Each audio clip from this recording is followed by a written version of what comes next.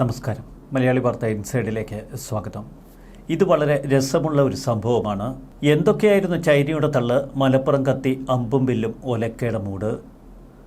America ഉൾപ്പെടെയുള്ള ലോകരാജ്യങ്ങളെ China ഭയപ്പെടുത്തിയത് തങ്ങളുടെ കൈവശമുള്ള ഒരു മിസൈൽ ഉയർത്തിക്കാട്ടി.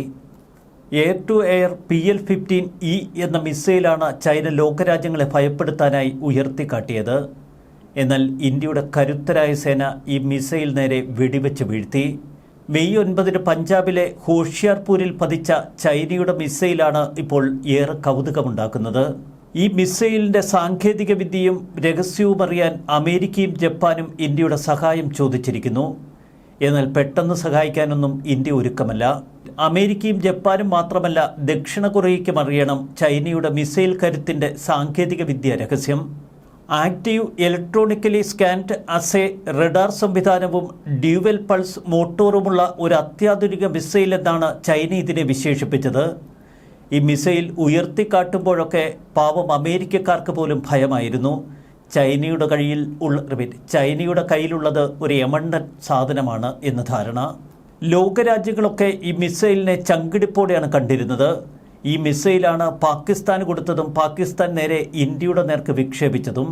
മിസൈൽ തലകുത്തനെ ഇന്ത്യയിലേക്ക് വീണതോടെ ഇപ്പോൾ ഇന്ത്യക്ക് ഇരട്ടി സന്തോഷമാണ്. കാരണം ഈ മിസൈലിൻ്റെ സാങ്കേതിക വിദ്യ റിവേഴ്സ് എഞ്ചിനീയറിംഗിലൂടെ മനസ്സിലാക്കാൻ കിട്ടുന്ന അപൂർവ അവസരം. മറ്റ് ലോകരാജ്യങ്ങളുടെ അപേക്ഷ ഇന്ത്യ പരിഗണിക്കുമോ എന്നത് അവിടെ നിൽക്കട്ടെ. തൽക്കാലം അമേരിക്കയോടും ജപ്പാനോടും ദക്ഷിണ കൊറിയയോടും നോ പറഞ്ഞിരിക്കുകയാണ് ഇന്ത്യ. ഞങ്ങൾ ആദ്യം ഈ സാങ്കേതിക വിദ്യ ഒന്ന് പരിശോധിക്കട്ടെ. DRDO വികസിപ്പിച്ചുകൊണ്ടിരിക്കുന്ന നമ്മുടെ സ്വന്തം ആയുധങ്ങളിൽ ഈ സാങ്കേതിക വിദ്യ ചേർക്കാമെങ്കിൽ ചേർക്കുകയാണ് ഇന്ത്യയുടെ മുഖ്യ ലക്ഷ്യം. ലക്ഷ്യം ഭേദിക്കാനാവാതെ ഇടയ്ക്ക് വെച്ച് താഴേക്ക് വീണ ഈ മിസൈൽ ഇപ്പോൾ ചൈനയ്ക്ക് വലിയ നാണക്കേടുണ്ടാക്കുന്നു. മറ്റു ചില വാർത്തകളും ഇപ്പോൾ ചൈനീസ് മാധ്യമങ്ങൾ റിപ്പോർട്ട് ചെയ്യുന്നു. പടക്കളത്തിൽ തോറ്റമ്പിയ പാകിസ്ഥാനെ ചൈന എടുത്തിട്ടൊന്ന് പൂശി. പടക്കളത്തിൽ തോൽക്കുക മാത്രമല്ല, നയതന്ത്രപരമായി ഒറ്റപ്പെട്ടുപോയി. ചൈനയ്ക്ക് പാകിസ്ഥാന്റെ തോൽവി വരുത്തിവെച്ചത് കനത്ത മാനഹാനി. ഏത് സാഹചര്യത്തിലും കൂടെ നിൽക്കുന്ന ഉറ്റമിത്രമല്ലേ തങ്ങളെന്ന് ചൈന പാകിസ്ഥാനോട് ചോദിച്ചു. ഇമാതിരി നാണം കെടുത്തൽ വേണോ എന്നതാണ് ചൈനയുടെ ചോദ്യം. പാകിസ്ഥാന്റെ ഉപപ്രധാനമന്ത്രി ഇഷാഖ് ദാറിനോട് ചൈന ഓപ്പറേഷൻ സിന്ദൂറിന്റെ റിപ്പോർട്ട് ആവശ്യപ്പെട്ടുവെന്നും കടുത്ത ശകാരം നൽകിയെന്നും ഇപ്പോൾ ചൈനീസ് മാധ്യമങ്ങൾ തന്നെ റിപ്പോർട്ട് ചെയ്യുന്നു. PL-15E മിസൈലിന്റെ പരാജയം ചൈനയെ പ്രകോപിപ്പിച്ചിരിക്കുന്നു. ചൈന പറയുന്നത് സാങ്കേതിക വിദ്യ മികവുള്ളവരല്ല ഈ മിസൈൽ വിക്ഷേപിച്ചതെന്ന്. ചൈനയിൽ നിന്നു തന്നെയുള്ള വിദഗ്ധർ അടങ്ങുന്ന സമിതി ഈ മിസൈലിന്റെ പ്രവർത്തനങ്ങൾ നിരീക്ഷിക്കുന്നു എന്നതാണ് പാകിസ്ഥാന്റെ വിശദീകരണം. അങ്ങോട്ടും ഇങ്ങോട്ടുമുള്ള ഇവരുടെ കുറ്റപ്പെടുത്തലുകൾ കേൾക്കുമ്പോൾ ഇന്ത്യക്ക് പരിഹാസം. ഇതിനിടയിൽ ചൈന ചില മുൻകൈകളെടുത്ത് പാകിസ്ഥാനെയും അഫ്ഗാനിസ്ഥാനെയും കൂട്ടുകൂടിക്കാനായുള്ള ശ്രമങ്ങളും നടത്തുന്നു. ചൊവ്വാഴ്ച ചൈന, പാകിസ്ഥാൻ, അഫ്ഗാനിസ്ഥാൻ ത്രികക്ഷി ചർച്ചകൾ നടക്കുന്നുണ്ട്. പാകിസ്ഥാന്റെ ഇപ്പോഴത്തെ ഗതികേട് പൂർണ്ണമായും മനസ്സിലാക്കുന്നവരാണ് ഉറ്റ ചങ്കായ ചൈനക്കാർ. ഇന്ത്യക്കും പാകിസ്ഥാനുമിടയിൽ സമ്പൂർണവും നീണ്ടു നിൽക്കുന്നതുമായ സമാധാനം സ്ഥാപിക്കാനും പ്രാദേശിക സമാധാനവും സ്ഥിരതയും നിലനിർത്താനും സൃഷ്ടിപരമായ പങ്കുവഹിക്കാൻ തങ്ങൾ തയ്യാറാണ് എന്ന് തിങ്കളാഴ്ച ചൈനീസ് വിദേശകാര്യ മന്ത്രാലയം ഒരു പ്രസ്താവന ഇറക്കി. ഓപ്പറേഷൻ സിന്ദൂർ സമയത്ത് ചൈന പാകിസ്ഥാന് ഉറച്ച ഉപഗ്രഹ പിന്തുണയാണ് നൽകിയത് എന്ന് ചൈന അവകാശപ്പെടുന്നു. എന്തായാലും ഇവന്മാരുടെ ഉപഗ്രഹ പിന്തുണ കൊള്ളാമെന്നാണ് ഇപ്പോൾ പാകിസ്ഥാനിലെ ജനങ്ങൾ പോലും സമൂഹ മാധ്യമങ്ങളിൽ പരിഹസിക്കുന്നത്. പാകിസ്ഥാൻ തങ്ങൾക്ക് ബാധ്യതയാകുമോ എന്ന ഭയവും ചൈനക്കാർക്കുണ്ട്. 40% പണപ്പെരുപ്പം, $130 ബില്യൺ കടം.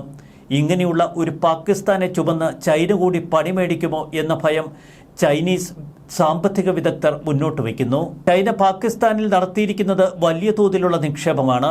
അതുകൊണ്ടിപ്പോൾ പാകിസ്ഥാനെ കൈയൊഴിയാനും മേല. ചൈന പാകിസ്ഥാൻ സാമ്പത്തിക ഇടനാഴിയിൽ തുടർച്ചയായി ഉണ്ടാകുന്ന ബലൂച്ച് ആക്രമണങ്ങൾ മറുവശത്ത് ചൈനയുടെ ക്ഷമ വല്ലാതെ പരീക്ഷിക്കുന്നു.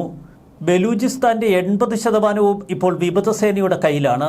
ഇത് ചൈനയെ ഇരട്ടി വിരളി പിടിപ്പിക്കുന്നു. പാകിസ്ഥാനിൽ കടന്ന് ബലൂച്ച് പോരാളികൾക്ക് നേരെ ചൈന ആക്രമണം നടത്തിയാൽ എല്ലാ കാലത്തേക്കും ഇനി ചൈനയുടെ ശത്രുക്കളായി അവർ നിലകൊള്ളും. അതുകൊണ്ട് അവർ തന്ത്രപരമായി മറുവശത്ത് നീങ്ങുന്നു. ബലൂച്ച് പോരാളികളുടെ ഈ പോരാട്ടത്തിന് പിന്നിൽ ഇന്ത്യയുടെ രഹസ്യ സഹായമുണ്ട് എന്ന് ചൈന സംശയിക്കുന്നു. എന്നാൽ ഇതിനേക്കാളൊക്കെ പുലിവാലുണ്ടാക്കുന്നത് മറ്റൊരു സംഭവമാണ്. അഫ്ഗാൻ അതിർത്തിയിൽ പാക് പട്ടാളത്തിനെതിരെ ഇപ്പോൾ തെഹരിക്ക താലിബാൻ ശക്തമായ പ്രതിരോധ നിര തീർത്തിരിക്കുന്നു. പാക് പട്ടാളത്തിന് നേർക്കുള്ള കടന്നാക്രമണവും അവിടെ ശക്തമാണ്. ഇതൊക്കെ മുന്നിൽ കണ്ടാണ് പാകിസ്ഥാന്റെ ഉപപ്രധാനമന്ത്രി മുഹമ്മദ് ഇഷാഖ് ദാർ സൈനിക, സാമ്പത്തിക, നയതന്ത്ര സഹായം തേടി ഉടൻ തന്നെ ചൈനയിലെത്തിയത്. ഇവിടെ ഇന്ത്യയുടെ ചില ചടുല നീക്കങ്ങൾ നമ്മൾ മനസ്സിലാക്കണം. രണ്ടാം താലിബാൻ സർക്കാർ അധികാരത്തിൽ വന്നതിന് ശേഷം ആദ്യമായി ഇന്ത്യ അഫ്ഗാനുമായി മന്ത്രിതല ചർച്ച നടത്തി. നമ്മുടെ വിദേശകാര്യമന്ത്രി എസ് ജയശങ്കർ നേരിട്ടാണ് താലിബാൻ മന്ത്രിയുമായി ചർച്ചകൾ നടത്തിയത്. അഫ്ഗാനിസ്ഥാനുമായുള്ള ഇന്ത്യയുടെ പുതുബന്ധത്തിന് ഒട്ടേറെ നയതന്ത്ര തലങ്ങളുണ്ട്. ഒരു വശത്ത് അഫ്ഗാൻ അതിർത്തിയിൽ നിന്ന് പാക് സേനയ്ക്ക് വലിയ ഭീഷണിയാണ് തെഹരിക്ക താലിബാന്റെ പേരിൽ ഇപ്പോൾ നേരിടേണ്ടി വരുന്നത്. മറുവശത്ത് ബലൂചിസ്ഥാനിൽ വിമതസേന ഓരോ ദിവസവും കൂടുതൽ പ്രദേശങ്ങൾ കൈയടക്കുന്നു. ഇന്ത്യക്കെതിരെ ഒരു മരണക്കളി തുടങ്ങിവെച്ച പാകിസ്ഥാനുള്ള കൃത്യമായ തിരിച്ചടി. പാകിസ്ഥാന്റെ പല കുൽസിത നീക്കങ്ങൾക്ക് പിന്നിലും തുർക്കി സഹായമുണ്ട് എന്നതിൻ്റെ കൂടുതൽ തെളിവുകൾ ഇന്നലെ പുറത്തു വന്നു. ഒരു തുർക്കി സന്നദ്ധ സംഘടനയുടെ ശ്രമമാണ് പുറത്തു വന്നിരിക്കുന്നത്. ഇന്ത്യയുടെ വടക്ക് കിഴക്കൻ സംസ്ഥാനങ്ങളും പശ്ചിമ ബംഗാളും ബീഹാറും ഉൾപ്പെടുത്തി ഗ്രേറ്റർ ബംഗ്ലാദേശിന്റെ ഭൂപടം അവർ പ്രസിദ്ധീകരിച്ചിരുന്നു. അപകടമണത്തെ ഇന്ത്യ ശക്തമായ ചില നിലപാടുകളെടുത്തു. 30 ദിവസത്തിനകം ബംഗ്ലാദേശ് മ്യാൻമർ അതിർത്തി കടന്നുള്ള കുടിയേറ്റക്കാരെന്ന് സംശയിക്കുന്നവരെ കണ്ടെത്തി നടപടികളെടുക്കാനാണ് കേന്ദ്ര സർക്കാർ അതത് സംസ്ഥാനങ്ങളോട് നിർദ്ദേശിച്ചിരിക്കുന്നത്. ഇതിനിടയിലാണ് പാകിസ്ഥാന്റെ ആക്രമണത്തിനിടയിൽ ഇന്ത്യയിൽ പതിച്ച ചൈനയുടെ അത്യാധുനിക മിസൈലിന്റെ സാങ്കേതിക വിദ്യ രഹസ്യങ്ങൾ കൈമാറണമെന്നാവശ്യപ്പെട്ട് പാശ്ചാത്യ ലോകം ഇന്ത്യയെ സമീപിച്ചത്. സംഗതി കൈവിട്ട കളിയാണ് എന്ന് ചൈനയ്ക്ക് മനസ്സിലായി. തങ്ങളുടെ ആവതാഴിയിലുള്ള ഏറ്റവും മികവാർന്ന അസ്ത്രമെന്നൊക്കെ ചൈന വാഴ്ത്തിയത് വെറുതെ ആയല്ലോ എന്ന പേടി. മറുവശത്ത് പാകിസ്ഥാൻ ചില ചിട്ടവട്ടങ്ങൾ ഒരുക്കുന്നു.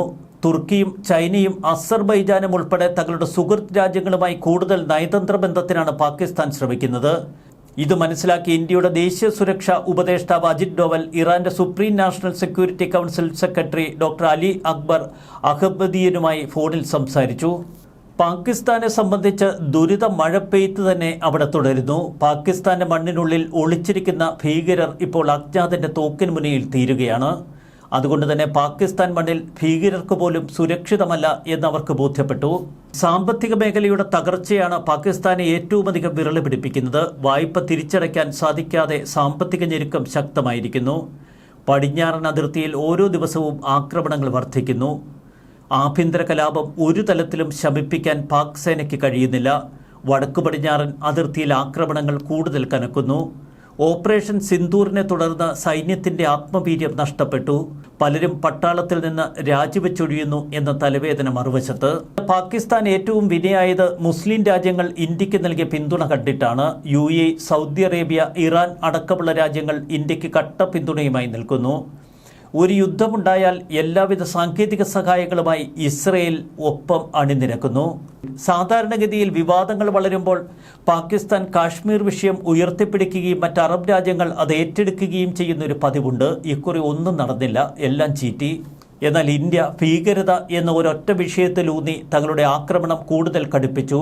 ലോകരാജ്യങ്ങൾക്കിടയിൽ മികച്ച നയതന്ത്രം പുറത്തെടുത്തു. ബംഗ്ലാദേശ് ഭീഷണി ഇന്ത്യ നേർക്കുനേർ മനസ്സിലാക്കി. അതുകൊണ്ട് തന്നെയാണ് ഇപ്പോൾ ബംഗ്ലാദേശിന്റെ സൈനിക മേധാവിയുടെ ചടുലമായ ചില നയതന്ത്ര നീക്കങ്ങൾ നമ്മൾ കാണേണ്ടത്. ബംഗ്ലാദേശ് സൈനിക മേധാവി വക്കാറുസ് സമൻ ഇക്കഴിഞ്ഞ ദിവസം റഷ്യ സന്ദർശിച്ചിരുന്നു. സന്ദർശനത്തിന്റെ ഭാഗമായി സൗഹൃദപരമായ നീക്കം എന്നും റഷ്യ വിശേഷിപ്പിച്ച റഷ്യൻ പടക്കപ്പലുകളുടെ സമുദ്ര നീക്കം. കൃത്യമായ സന്ദേശമാണ് പടക്കപ്പലുകൾ ബംഗ്ലാദേശിലെത്തിച്ച് റഷ്യ നൽകിയത്. ഇന്ത്യ തങ്ങളുടെ ഉറ്റ ചങ്ങാതിയാണ് എന്ന് റഷ്യ പലപ്പോഴും ഉയർത്തിപ്പിടിക്കാറുണ്ട്. പാകിസ്ഥാനിലെ സൈനിക സേന മേധാവികൾ പലരും ഭീകരന്മാരുടെ സംസ്കാര ചടങ്ങിൽ പോലും പങ്കെടുക്കുന്ന ഫോട്ടോകൾ അടക്കമുള്ള തെളിവുകൾ ലോകത്തിനു മുന്നിൽ കാട്ടിക്കൊടുത്തുകൊണ്ട് ഇന്ത്യ ഒരു കാര്യം വ്യക്തമാക്കി കൊടുത്തു: ഇതൊരു ഭീകര രാജ്യമാണ്, സൂക്ഷിക്കണം. ഓപ്പറേഷൻ സിന്ദൂറിന് ശേഷം ഇരു രാജ്യങ്ങൾക്കുമിടയിൽ രൂപപ്പെട്ട സംഘർഷം ഒടുവിൽ യുദ്ധത്തിലേക്ക് വഴുതിമാറിപ്പോകുന്ന കാഴ്ച. അതിനിടയിൽ പാകിസ്ഥാൻ ഇന്ത്യയുടെ കാലിൽ വീണു എന്ന് വ്യക്തമാക്കുന്ന തെളിവുകൾ പിന്നീട് ലോകത്തിനു മുന്നിൽ ഹാജരാക്കി ഇന്ത്യ. പഹൽഗാം ഭീകരാക്രമണത്തെ അഫ്ഗാനിസ്ഥാൻ തള്ളിപ്പറഞ്ഞതോടെ പാകിസ്ഥാൻ ഒരു കാര്യം ബോധ്യമായി: അഫ്ഗാന് പിന്തുണ ഇന്നും ഇന്ത്യക്ക് തന്നെ. ചബഹാർ തുറമുഖത്തിലൂടെ നേരെ അഫ്ഗാനുമായി വാണിജ്യബന്ധം സ്ഥാപിക്കാനുള്ള നീക്കങ്ങൾ ഇപ്പോൾ ശക്തമാക്കിക്കൊണ്ട് തന്നെ ഇന്ത്യ നീങ്ങുന്നു. ഇത് ഇറാനും അഫ്ഗാനിസ്ഥാനും തമ്മിലുള്ള ഇന്ത്യയുടെ ബന്ധം കൂടുതൽ ശക്തമാക്കും. അഫ്ഗാന്റെ വികസന കാര്യങ്ങളിൽ ഇന്ത്യക്കുള്ള താൽപ്പര്യം എസ് ജയശങ്കർ അഫ്ഗാൻ മന്ത്രിയുമായി സംസാരിക്കുമ്പോൾ എടുത്തു പറഞ്ഞിരുന്നു. ഇന്ത്യ യാതൊരുവിധ വിട്ടുവീഴ്ചയും അഫ്ഗാൻ സഹായത്തിൽ വരുത്തിയിട്ടില്ല. ഇന്ത്യയാണ് തങ്ങൾക്ക് കൂടുതൽ പ്രയോജനം ചെയ്യുന്നത് എന്ന് മനസ്സിലാക്കിയ അഫ്ഗാൻ താലിബാൻ ഭരണകൂടം ഇന്ത്യയെ ചേർത്ത് പിടിക്കുന്നു. പാകിസ്ഥാന് ചുറ്റും ശത്രു രാജ്യങ്ങളെ കൂടുതൽ ശക്തമാക്കിക്കൊണ്ടുള്ള ഇന്ത്യയുടെ നയതന്ത്രം. പാകിസ്ഥാൻ കേന്ദ്രമായി പ്രവർത്തിക്കുന്ന ലഷ്കർ എ തൊയ്ബ പോലെയുള്ള ഭീകര സംഘടനകൾ അഫ്ഗാനും അപകടമാണ് എന്ന് കൃത്യമായി ഇന്ത്യ അവരെ ബോധ്യപ്പെടുത്തി. ഇത് മനസ്സിലാക്കിക്കൊണ്ട് തന്നെയാണ് അഫ്ഗാനിസ്ഥാൻ ഓരോ ചുവടുവയ്പ് നടത്തുന്നത്. ചുരുക്കത്തിൽ ആകെ പതറിയ അവസ്ഥയിലാണ് ഇപ്പോൾ പാകിസ്ഥാൻ. ചൈനയ്ക്കും വ്യക്തമായ ധാരണയില്ല പാകിസ്ഥാനെ എങ്ങനെ സംരക്ഷിക്കുമെന്ന കാര്യത്തിൽ. അസർബൈജാൻ ആദ്യം കട്ടപ്പിന്തുണയുമായി എത്തിയെങ്കിലും ഇന്ത്യ കോപിച്ചാൽ സംഗതി കൈവിട്ടു പോകും എന്ന് മനസ്സിലാക്കി. അർമേനിയ പോലുള്ള അസർബൈജാന്റെ സുഹൃത്ത് രാജ്യങ്ങളുമായി ഇപ്പോൾ ഇന്ത്യ കൂടുതൽ നയതന്ത്ര ബന്ധം പുലർത്തുന്നു. പാകിസ്ഥാനും കാര്യങ്ങൾ ഏറെക്കുറെ ബോധ്യപ്പെട്ടുവെന്ന് വ്യക്തം. ബലൂചിസ്ഥാനും തെഹരിക്കെ താലിബാനും ചേർന്നാൽ പാകിസ്ഥാൻ തവിടുപൊടിയാകുമെന്ന സത്യം അവർ തിരിച്ചറിഞ്ഞിരിക്കുന്നു. ഏറെ മുന്നോട്ടു പോകാൻ ഇതേ രീതിയിൽ കഴിയില്ല എന്ന് പാക് മനസ്സിലാക്കുന്ന ദിവസങ്ങളാണ് ഇപ്പോൾ കടന്നു പോകുന്നത്. എന്തായാലും പാകിസ്ഥാന്റെ മിസൈൽ രഹസ്യം ഇന്ത്യയുടെ കയ്യിലെത്തി എന്നതാണ് ഏറ്റവും ഒടുവിൽ പുറത്തുവരുന്ന വാർത്തകൾ. കാത്തിരുന്ന് കാണാം. ന്യൂസ് ഡെസ്ക് മലയാളി വാർത്ത ഇൻസൈഡ്.